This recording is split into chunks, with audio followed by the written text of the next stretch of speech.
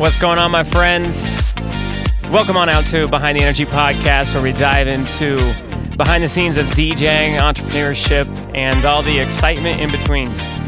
We got some friends, some cool people joining us, and a lot of fun stories. So without further ado, let's jump into Behind the Energy Podcast.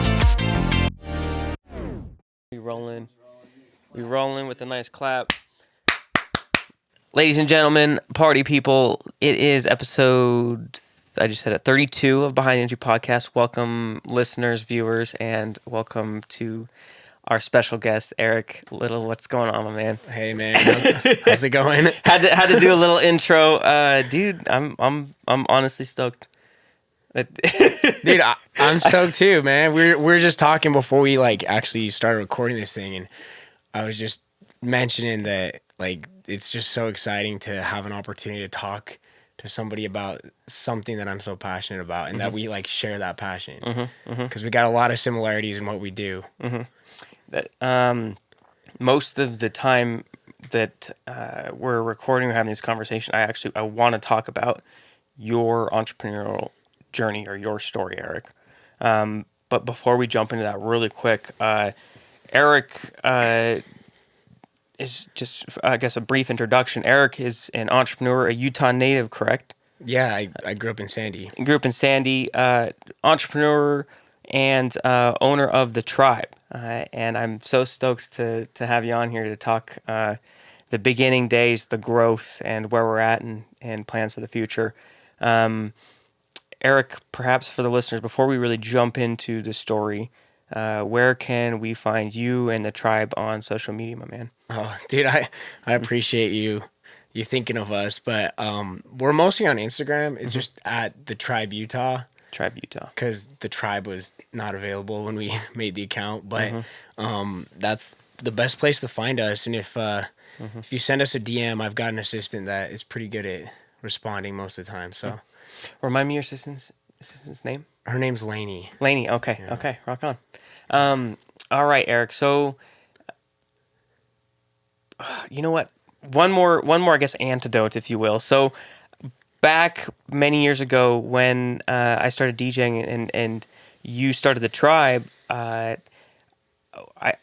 we had I want to say had been acquaintances or friends from a distance, and it wasn't until just this New Year's where we actually got to sit down and have a real conversation, because I got to DJ at UVNY, and I think that was the catalyst to actually building a friendship. And then we sat down, got coffee, and then I said, I would love to have you on the podcast. So alas, here we are. I just think it's been kind of wild how things have gone the way they have for as many years as they have to where we're at now. And I think awesome friendship as the years progress. Agreed. That said, Erik, I'm going to stop talking. I want to hear from you. I want to hear the Erik Little story, the Tribe story, and if that includes anything in the world of entrepreneurship prior to The Tribe, let's go back that far. Oh, okay. Yeah. Well, man, there's just so much to cover. Well, first of all, when it's crazy how our paths hadn't crossed before. Yeah. Because like you said, I've seen you, I've followed you from a distance, but we've just never bridged that gap until recently, and I'm super happy that we did. Honestly, I think there's a lot of fun ahead for us. A lot of, I don't know, maybe we can work on some projects together, but I don't even know where to begin. It's such a it's when it comes to starting a business, there are so many different phases in that you can't even go back just a couple years. You have to keep going back until, like you said, even before the business was started, because I think most of the time when, at least people I know, they start a business that's successful or somewhat successful, they don't necessarily intend to create a business out of it. And the reason I say that is because, you know how they always say find your passion, find your hobby, and it's everybody rolls their eyes it's such a cliche. But I think that the only way to almost guarantee, because shit happens, right? The only way to basically guarantee success, I think, is finding something that even when it goes terribly wrong, you can continue to push through. And I think that's why the tribe is what it is today, just because like so many times I probably should have thrown in the towel and probably should have just like gotten a real job. But since it was something that I love to do so much, I just pushed through the adversity and continued to try and just bring people together. That's literally all I do is just bring people together. If it's centered around that, that's what I love to do. I love the way you frame that, man. And, So, perhaps Eric, can you take us back? I mean, were you doing entrepreneurial things back when you were in middle school, high school, post graduation, or do we want to start at the start of the tribe? yeah, that's Like, right. or where did the passion of bringing people together come from? That's a good question. Yeah. And I think that like I've always had kind of an entrepreneurial spirit, but Yeah.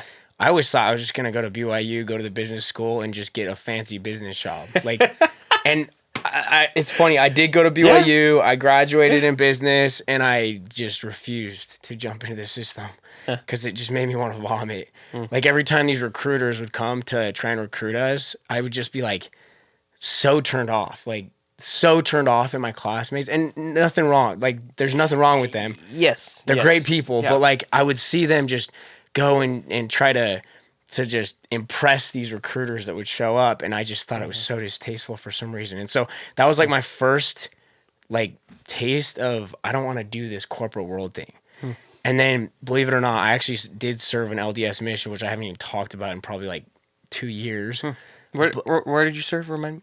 DC. DC. Okay. But while I was there, I thought that like the ways that the missionaries would proselyte were just dumb as they're stupid. Like they'd go knock doors and piss people off, and I'm like, this is stupid. So Okay, where are you going with this? I'm intrigued. I took it like I had a different approach because they were always pushing like work with the members, and so I decided in my very first area, I basically told my companion, I'm like, dude, I'm not knocking any more doors. This is stupid. Let's just do like a ward activity. Okay. And so we hosted this activity, and it popped off, and like we started getting lessons and things set up. But like I just found that I just had a passion. That was the first time that I noticed that I had a passion for bringing people together. I'm seeing. And that's where why I you're bring up going. the mission, just Yeah, because yeah. I was like, man, this is actually kind of fulfilling, and it has nothing to do with the mission part. It was really just bringing people together. I see. And so, I came home and didn't think anything of it. And Eric, were you 18 at the time, 19 at the time? Yeah, I was 19. 19, Yeah, 19. Okay. So I come back, I go back to school. I did a year before I left. Okay. And I'm just, a normal ass college kid, just going through the motions. And then this entrepreneur came to my entrepreneurship class. His name's Jimmy Rex. He's my mentor. Jimmy Rax? Jimmy Rex. Rex. He's probably the best real estate agent in the state of Utah. Wow. And he okay. has his hands in a ton of different projects, and he's a homie. And I hope maybe if he hears this, Jimmy, I love you. But he came into one of my classes, and he was saying that the best thing he ever did while he was in college was he threw parties. And it just clicked. I'm like, why haven't I thrown a party? What was his intention for going into the class and speaking? Talk about his real estate business. It had Interesting. nothing to do with events. Nothing. Okay. All So right, it was please just continue. like, Sorry. he just kind of threw it out there. He's like, yeah, like college was good. I think he actually dropped out. I don't think he finished, but he was speaking on a university, so he couldn't talk too much shit on it. Oh, So okay. no, seriously. Yeah, so yeah, I yeah. think that was his way of like saying that he got something out of college was, oh, it really helped my network. I see. And I threw parties, and that was the best thing that happened to me while I was in college. And so when I heard that, I was like, man, I want to try and throw a party.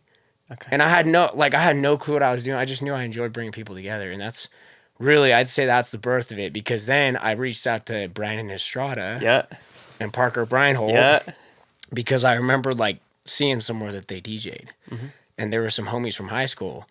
And I was like, hey, I want to throw a Halloween party at my house. You guys want to come DJ it? And they're like, yeah, sure. And we just all got super excited. None of us knew like anything back then. Man, I think What year back, is this? This is 2015. 2015. Yeah, 2015. And so I hit him up, and we decided to throw a Halloween party, and literally every single thing that could go wrong went wrong. Like honestly, The first party. oh, it was unbelievable, and we never had intentions of making any money on it. It was just for the hell of it. And I think people on the outside will look at us like people like us and be like, why would you put yourself through so much stress and pain and like have to work so many hours on this project that you just don't get any financial return from? In fact, you actually have to spend money to put it on. A lot. A lot, yeah. And so it seems kind of crazy. It really did. But it was one of the funnest things I've ever done. And I mean, we took it to this reception center because we noticed it was getting more like attraction. Do you remember the name of it? It was called the UVU BYU Halloween Party for Charity. Oh, okay. Sorry, the name of the reception, the event center. Yeah, no, okay, yeah. It was, but I also appreciate that. Yeah. It was in Mapleton. Harvest Park Reception Center, I think is what it's called.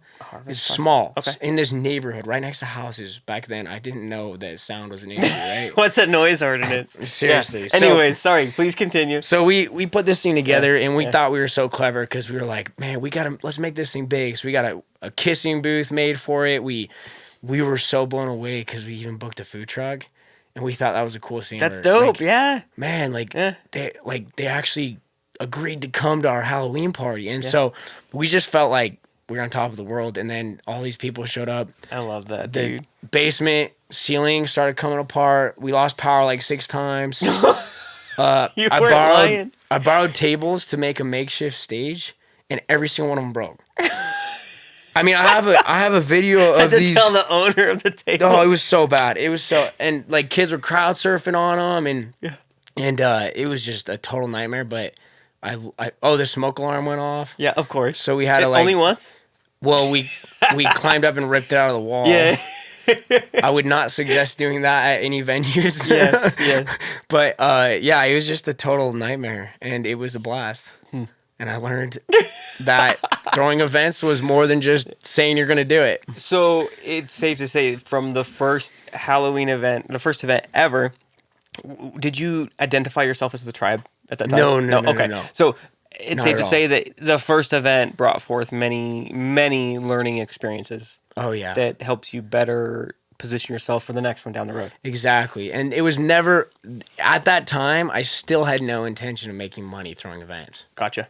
So, I want to be mindful of our time. Eric, can you talk to me now about about the growth of hosting events and the start or the birth of the tribe in the next 3-5 minutes, like kind of an overview of what that looks like or what that looked like at the time? yeah. So I think with every single business, there's like some common threads. And one of them is there's kind of almost like a business life cycle. I don't know if that's the proper way of putting it, but Okay. when you first start something, you have super high optimism and low skill. So you just think it's the most brilliant idea. And that's like people, they get these ideas and they keep them so secret because they're like, no, this is the best idea. But it's like, it's just an idea. You're going to start doing it and then you're going to be all excited at first, but then you're going to crash and burn. But the question is, can you get through the crash and the burn, right? So that's where we were. We were so excited. We were so optimistic. And we started, we got this little taste of success. And then you kind of reality sets in. You throw an event that's a flop and you lose money on it. And you're like, whoa, this isn't that fun anymore. But then I think that the reason we were able to grow so much is because we just didn't let those setbacks phase us. It would discourage us, but we just moved to the next one, and we'd try to learn our lessons, and we had to learn a lot of lessons to get where we are. Can you give me an example or two of a particular setback that did take a big blow, but you pushed through? An example or two? Yeah, I mean, there's so many. I think I don't doubt that. The first big one was probably when we booked Lil Jon with Brown to Provo. Yep. Because we were so optimistic. We had a few successful events, or at least in our minds they were successful, but they really weren't that great. And we just thought we were ready to just shoot for the stars, So we booked Lil Jon. We paid him $40,000. He was probably worth 32 to 35, so we overpaid him, right? And we lost our venue. it was originally supposed to be at the Peaks Ice Arena, but the city was like, no, we're not having Lil Jon come to our town. And The so, city said that. well, they said it behind closed doors. Okay. And I, So that's why it moved out to. It was at the yes, mall in the parking lot. and that was not ideal. That you was see? not the We already intentions going paid, in. yeah, we already paid a deposit to the artist. It was like, what do you do? Like, you either lose your deposit or you got to somehow figure out how to do the event. And so we had to move it. We just did it in a parking lot at the Provo Town Center. They were so generous. They let us use the space for free. And but then we had to pay for fencing and security, and the marketing just didn't hit. It was bad marketing. But it's funny because if I had known the things that I know now, like, I could go back and I think I could make that a really successful event, because it was still a big event. And everyone that went had a blast. Just on the financial side, I lost 20 grand. It's a lot to lose. Dude. Back then, that was like everything. Eric, what year was that, dude? That was 2018. Beginning, yeah, it was fall 2018. Dude, I mean, I don't know your financial situation at all, but regardless, like, I feel like for someone who's, I mean, now 4 or 5 years into something, like a blow of 20 grand, like that's a heavy blow, and that could be a lot to shake you in your boots and make you rethink a lot of things. But despite that, it was a learning experience, and things have only grown from there. Yeah, it definitely was kind of a wake up call, and but something just didn't. I mean, it definitely discouraged us, but it just didn't phase us enough to, like, knock us off our track. You know, we just kept going. We just looked to the next one, and that attitude has been very important, especially getting through 2020. Because 2020 we canceled 17 events that we had already put effort in.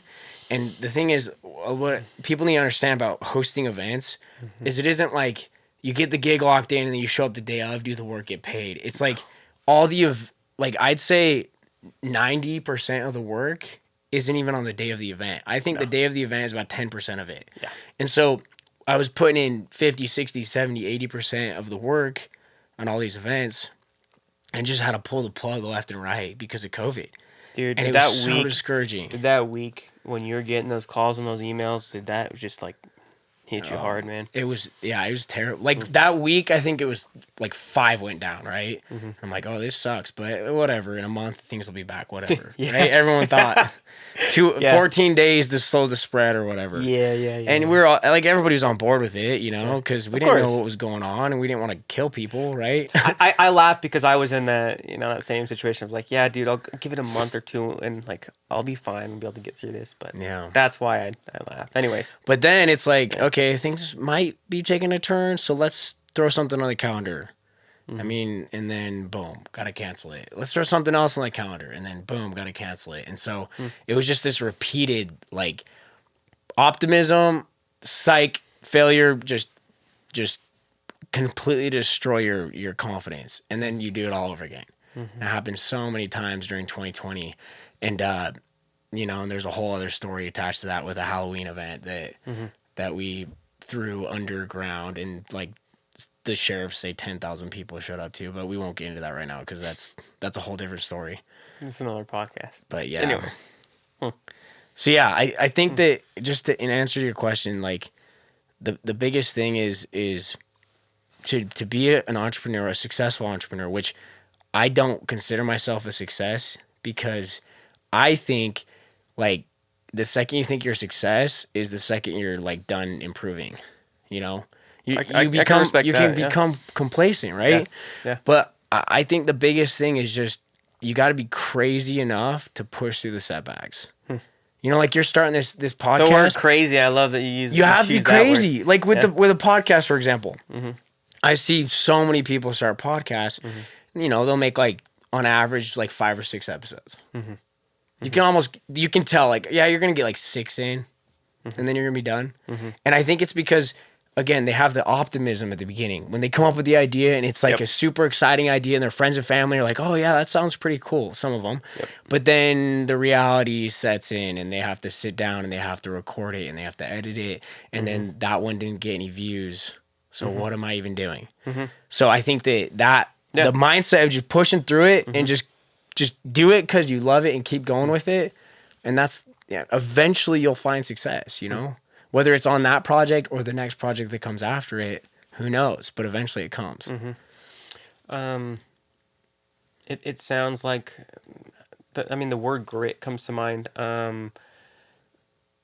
Pushing through those obstacles, and maintaining or generating that enthusiasm or that optimism in those tough times is large in part.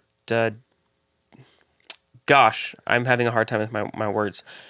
Pushing through those obstacles, those challenges, those huge setbacks is a big, I guess you could say, component that has led to the growth and success of the tribe thus far. 100%. Okay.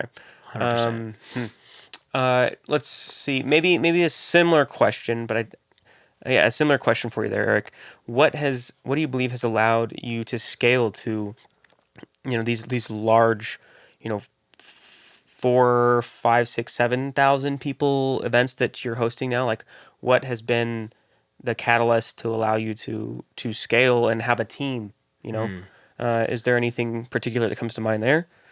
Well, yeah, that's a good question. I think that really it just comes down to like dialing things in. Okay. So, systems, bro. We were talking about this when we got coffee. Sorry. Yeah, no, yeah, exactly. and so you do something. So for example, you do an event and you realize that the point of entry was a complete shit show, right? Like people are storming it, they're sneaking past the security. So what happens is you're like, okay, that part of the event was a complete shit show. And so the next event, you put a lot more focus and emphasis on a new system for that point of entry to clean it up. And so all of a sudden your point of entry is doing a lot better. And then your worst part of your event is maybe your sound. And you're like, okay, the point of entry is good, but we put a lot of effort in that last event. Now we got to put more effort in the sound. So then we go, maybe buy a new sound system or hire somebody. Yeah, exactly. Yeah. So I think it's just each and every event. I've had this really like interesting mindset where I think every event is completely shitty, man. And at first people, like if I say that, they're like, what are you talking about? Well, it's because like I personally feel like there are so many things that I could be doing better with every single event I do. Okay. And so I think that I've been able to just kind of tweak that a little bit every single time. And it just like, it puts us on this path to just make them bigger and bigger and better and better. And it doesn't mean we're like there yet. It doesn't mean that we're the best in the world, but it's like we're tweaking it every time. So you better believe in 5 years, we're going to send it. So I just realized I may have made a big mistake. Eric, we didn't even necessarily describe what the tribe does to give perspective to the listeners or the viewers who maybe are out of state or haven't been to an event that y'all put on. Can you give me and the listeners like a brief introduction of what the tribe is, who you are, and what y'all do? Yeah. We should have done this 20 minutes ago. I'm sorry. No, so we're honestly we're nothing.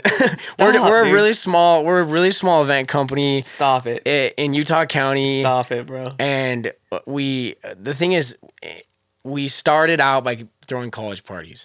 And since then, we still throw college parties, but we do concerts and we do corporate events now too. So just anything that brings people together, we love to do. Okay. We plan events, we do logistics, we deal with all the back end stuff.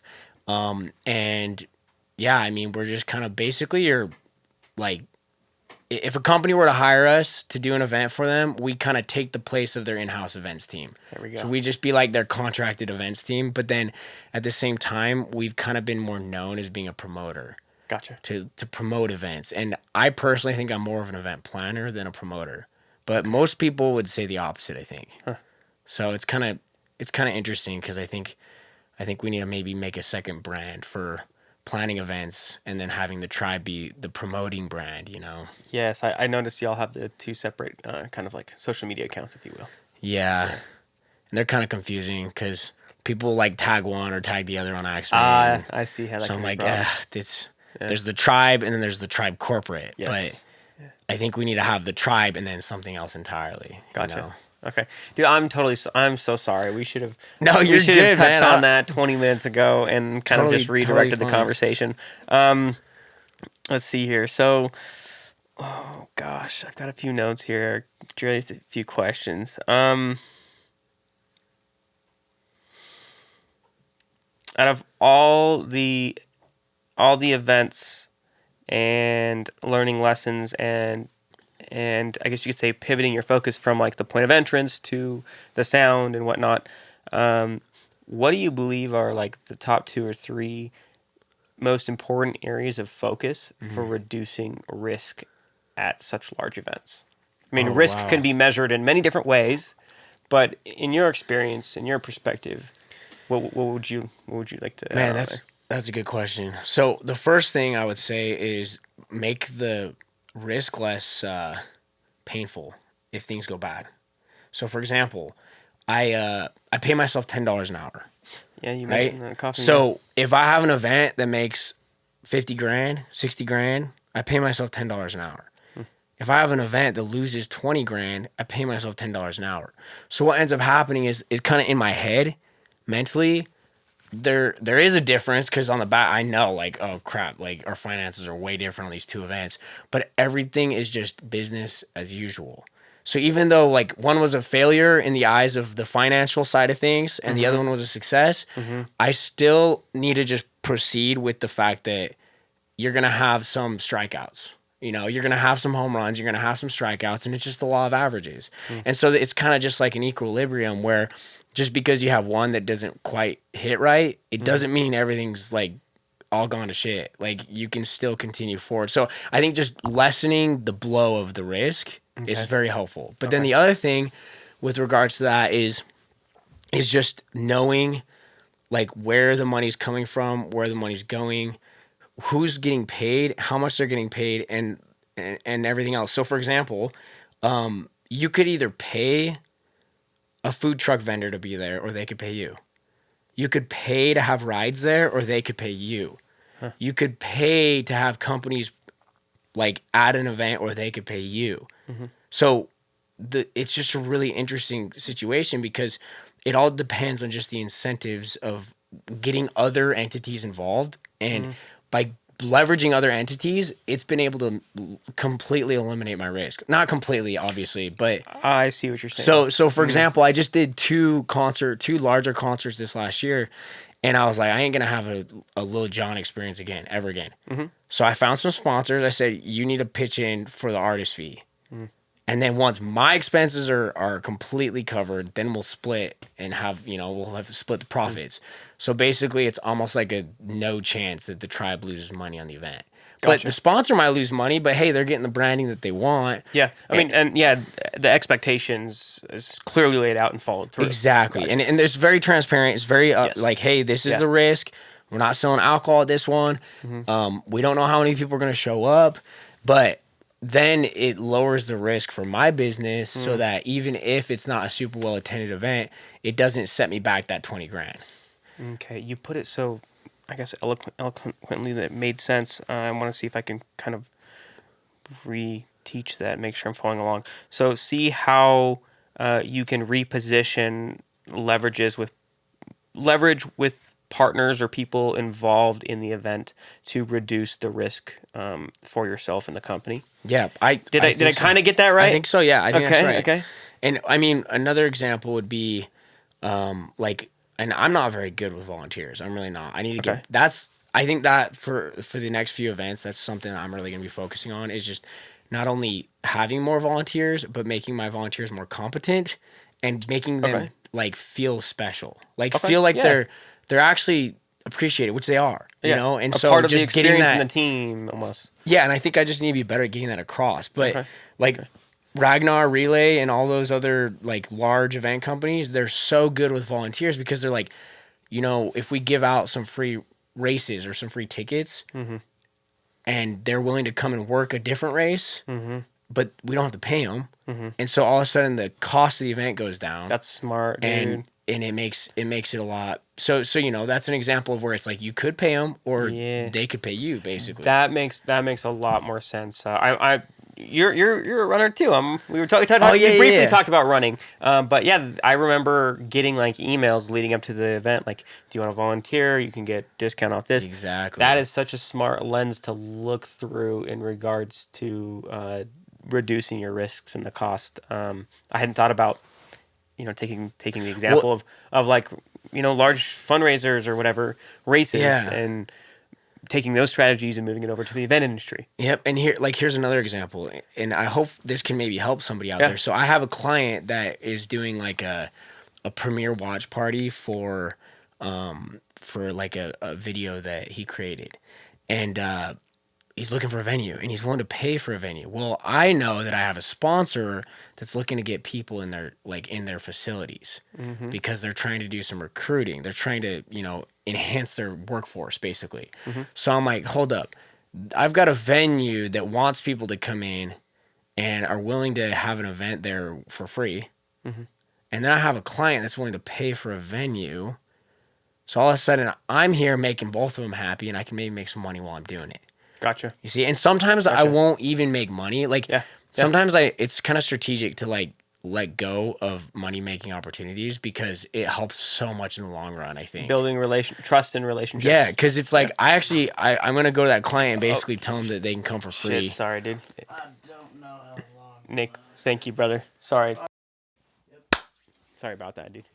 No worries. So I actually have a sponsor that has a space that they're trying to get bodies into, Yes. because they're trying to do, recruitment efforts and build their workforce. And so here we go. On one side, there's a client that wants to pay for a venue. On the other side, there's a venue that isn't trying to make money on people coming in, but they benefit from people coming in. Yes. So I can connect the dots, and either I can make some money on it, or I can just build those relationships even stronger.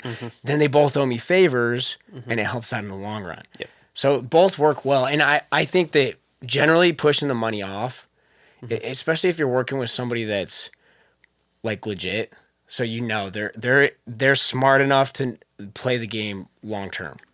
If they're smart enough to play the game long term, then don't take any quick cash. Play it long term with them, and you're gonna make the most. That's what I've learned, at least. I've made way more money giving favors out to the correct people. Now, there are people you don't want to give those favors out to, because they will never return it. Now, it's not like if I do this for you, you need to do this for no. Yeah. It's just there are people that naturally want to repay and want to help you succeed with them if you help them succeed. Because that's a part of the brand, or their morals, or them as individuals. Like, they have that integrity. Exactly. And then others, it's just they're gonna just take. So Gotcha. in those situations, you just don't want to get taken advantage of. I see what you're saying. Oh, dude, Eric, I'll be honest, bro. You're talking about we're talking about a number of things, and my mind's just going over a lot of different places, things to talk about. Perhaps We could be here for hours, man. This is like, we could turn this into a Joe Rogan episode or something. Yeah, I kind of wish You're so easy to talk to is the thing, man. I don't know. Thank I don't know you. what it is. It's Thank just you. you're just easy to talk to. I That's wish why our coffee went so long. we could have gone another 2 hours. I was chilling, but Yeah, man. I kind of wish I just threw the notes away, and we just kept it like even more natural. Eric, perhaps we could end on what you're excited about for the future. Perhaps may be 2022 or even beyond, something unrelated to the tribe and the event industry and bringing people together. Like, what are you excited about? Erik Little specifically, or the tribe? What's to come? Man, that is That's a lot. that's the $1 million That's question a right lot, there. but I think it's an appropriate place to end. Yeah, well, I think that really the biggest like immediate thing that I'm trying to focus on is just improving competency in all areas of events. Okay. So whether it's in promoting or in the tech side of it or in the staffing side of things, I just want to become more competent. And what I've learned is the more competent I become in certain areas, the more business I get. And it's just been like clockwork. Like it falls into my lap, but it only falls into my lap once I build that competency. So that's a short term, like that's the immediate what I feel like we need to focus on. But in the long run,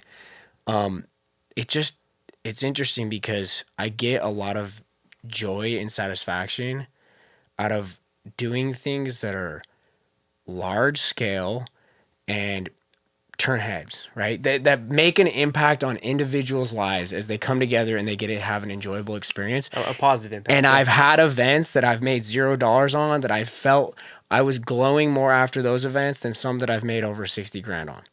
I can tell you that right now. And so because of that, I think that's the element that makes me crazy. I think that element right there is why I think we could be such great friends, dude. I'm being serious.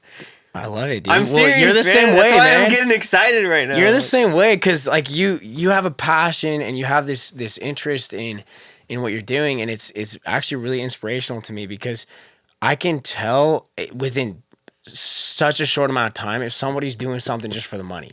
And if they're doing something just for the money, it turns me off so fast because it's so transactional and it's so unsatisfying. It's like, great, you're going to get a paycheck afterwards, but what are you going to tell your grandkids? Nothing. But for stuff that you find like a hobby in and a passion in, I think those are the kind of things that you'll have stories for your kids, you know, and you've got that. And so that's why I think we're going to do stuff together. It has nothing to do with money. I think we'll make money together. I really do. And I want to. Like, you need it to grow and to exist. But the thing is, if that's the number one focus, projects, when it gets hard, that's when they die. If it's all about the money. So. Eric, I apologize. I did not mean to make that about me. I just. Oh, I wanted to make it about you. No, like genuinely, like as you're explaining this, I'm just like, dude, you're speaking to my soul right now. I know. I think that's why we connected, man. Because I think we both see that in each other, and it honestly just it goes a long way for me. In the short amount of time that we've talked, just say in the past month, really, like I feel like we've identified multiple areas in how we are very similar, which is kind of just funny, but it makes sense. I mean, we both even have the porno mustache right now. I mean, that counts, right? Stylish mustache, bro. With a little bit of scruff here. I'm bald, so I got to take advantage of where I can grow hair. So you had mentioned though, or you were explaining how your passion, you're explaining how even after a long event and there's not much of a financial return, you have been glowing and filled with joy and fulfillment. More than events that have done incredibly successful. And you said, that's what I think makes me crazy. Yep. Maybe you can expand on that just a little bit more. Yeah, that's such a, like... Because that's kind of where I jumped in right there. That's that why I have a lot of confidence in finding success in this industry in the future. Because if you're crazy enough to do something for free... and to actually learn as you do it, then eventually you're going to make it. You're going to make money doing it. Because, like, if you're just doing it for the money and you have something flop or you have something not have a good return, that's when it's easy to throw in the towel. But, like, during 2020, for example, I couldn't just sit around. And I was, to some people, I was a rebellious person for doing this. But that lifeblood inside of me that needed to get people together was still alive, even though it was so crippled and weak. So I hosted Halo nights in my basement. Dude, I'm so glad you took it back to like your mission. That this makes so much more sense for me now too. Well, I have to give credit where it's due, you know, like that's the thing is, you know, people live in Utah and they shit on the culture here and this and that. And I got my opinions about the culture and stuff too. But the fact is, like, that experience, it taught me a lot, and it taught me in a roundabout way kind of what I want to do with my life, you know. But during 2020, I still had to bring people together, and we did Halo nights, we did barbecues for the 4th of July. We went and set up at a park and turned it into this massive dance party. It was all free. No, we didn't make money on any of that, and it's just so funny because some of those experiences, I look back, and I was just as satisfied as with those where it's like I actually spent money to do those things. And I still got so much satisfaction out of them. And that's when I realized, like, genuinely just bringing people together in a way that actually makes people happy, or at least helps them with whatever struggles they're going through. It's almost like you get some of that energy, you know, like it's an act of service. And when you got thousands of people out there and you know that 6 months earlier, it was just an idea in your head and you're standing on a stage and there are literally 5,000 people standing in front of you. It kind of gives you the chills. Dude, it really does. And exactly it has nothing to do with money. It doesn't. The money is a great thing that you can think about tomorrow. Like, when you wake up, you're like, yes, I made a little bit of money. But in the moment, it's all about the energy, the experience. Bring in the energy, brother. right? The energy. And what you are doing for each and every one of those individual people, and what it does for them. And I think it's very important that people get together, because in this day and age, we're like told to isolate. Basically, we're just doing Zoom calls, and we're all on social media looking at everybody's highlight reel. And I think that it's almost becoming a weird thing for us to get together and interact as human beings. But that, I think, is something that keeps us from going crazy. It keeps us from getting super depressed, and it helps us with anxiety. So I'm all about it. Anytime people get together, I think it's a good thing. Even COVID aside, like I've had this kind of like thought in the back of my head for some time that, as technology continues to exponentially increase, the depth of human connection, I think, It goes down. may diminish. Dude, you're and so and I right. think that the value of human connection is only going to increase as it diminishes. Does that make sense? Interesting. And it becomes more rare too, almost. Yeah, Like, yeah. I think I'm Dude, I'm no, digressing into a I feel it, wormhole. But I think there's a lot to be be There's a reason- human connection and bringing people together, and Yes. the energy that brings. And there's a reason that anxiety is going up, and mental illnesses are going up, and suicides. You can't like say it's one thing, right? But I am so confident that this technological isolation and us looking at social media and comparing ourselves to other people and this and that, and not having face-to-face real human interactions, I think it has a lot to do with it. I think that is a causing factor. And so because I just see it in my friends. When they get together, they're happier. It gives them energy for the next week. I see it. I observe it. I feel it myself. And so I think it's a good thing when we bring people together, and that's people of all ages. So we're bringing people together of all ages in 2022. Yep. Eric, are you able to preview anything for the people? I mean, this is coming out in a couple weeks. Yes, no, maybe so, or Well, do you want to leave it in wraps right now? well, we got some projects in the works. We got some exciting things, and it's one of those things though that like I think when a business makes a big leap, people look at that and they're like, "Oh, they got lucky." But in reality, it's like, no. There were 5 like failed ideas for that one good one. To position I don't know what a good ratio is on that. I think mine's actually like 1 to 4. I really do. So it's like, I have 4 projects. Of those 4 projects, one of them was a home run. And I'm comfortable with that. So I've gotten in the habit of like when I first started like doing events, I would just talk about them to everybody. Like, guess what? I'm doing this. I'm doing that. And it's like, oh no, I lost my venue. Or, oh no, like that actually isn't going to work out like I thought it would. And so, so what I've kind of come to realize is when I'm working on projects, the best thing for me to do is to just keep my head down and then proceed patiently, just work hard, and you don't have to tell everybody everything, because there's a lot of stuff that that may not work out. And so I like to kind of keep it under wraps until it is a legitimate thing and it's announced and it's gonna happen. Because fair enough. And I feel bad because in this day and age, like what we were talking about just barely, everything's like a quick fix, like immediate success, like 20 minutes to fame, like all that bullshit. It doesn't exist. It's not real. It does, at least I haven't seen it. It's real for 24 hours or a week or whatever. Yeah, and so like I just want everybody listening to this to understand that, I mean, it may seem like I'm getting a lucky break on some things.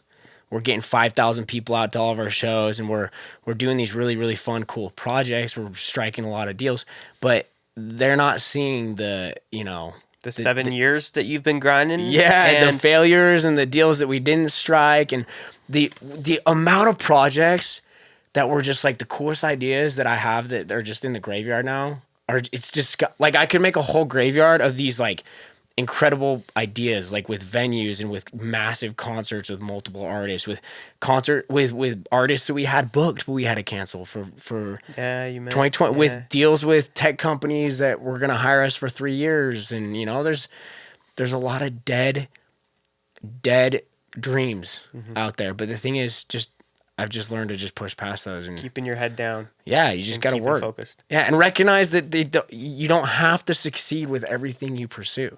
It's like not realistic. I learned that this is maybe where I don't want to spend more time, and I can go back and pivot over here and spend more time and Yep. energy here. Yep. Gotcha. Okay. Or you'll have some. Okay. It'll springboard you into something else. Yep. I find that that's Yep. like the most often where it's Gotcha. like you're working on something and then it actually was just in preparation to like go to the next level or Gotcha. something. And but you know in the moment it feels like a failure, and it's hard not to beat yourself up over it. But you know you just keep going. Yeah. How can you change that conversation in your head and stay focused? And that's the key. And I think that our generation, man, it's like they hit one roadblock and they're like, oh my goodness, I'm changing my career or whatever. They just jump from one thing. They're like a photographer one day, and then they're gonna do social media stuff the next day, and then they're like, I'm gonna be a DJ. No offense. No. I'm not saying this. I've been in it for 10 years, bro. Yeah. You can you can say that's your thing for sure. Yeah. But I just see so many I hear people you, though. I hear am you. close to also, and they Yeah. just kind of jump. And it's like I just want to grab and be like, look, you're onto something. Just stick with it. You're stronger than you think. Yeah, stop jumping from one thing. Just stick with it. Get through the hard part, and you're gonna figure it out. I think that's my biggest advice: is just get through the hard part. Make sure you're passionate about it though, because otherwise you're gonna just waste your time. Because you gotta be kind of crazy. You really do. Is it a smidge?